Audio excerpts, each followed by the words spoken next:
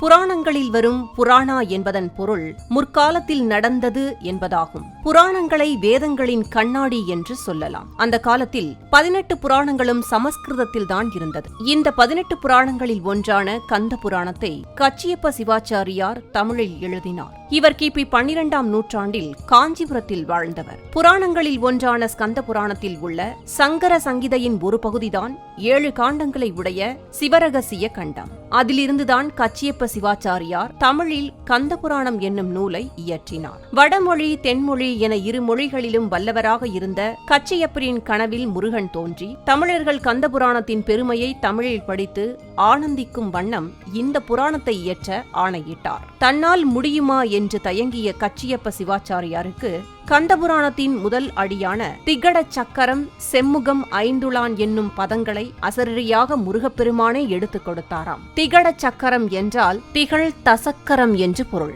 திகழ்கின்ற 10 கரங்களை உடையவன், செம்முகம் 5 உடையவன் என்று விநாயக பெருமானை குறிப்பிடுகிறது.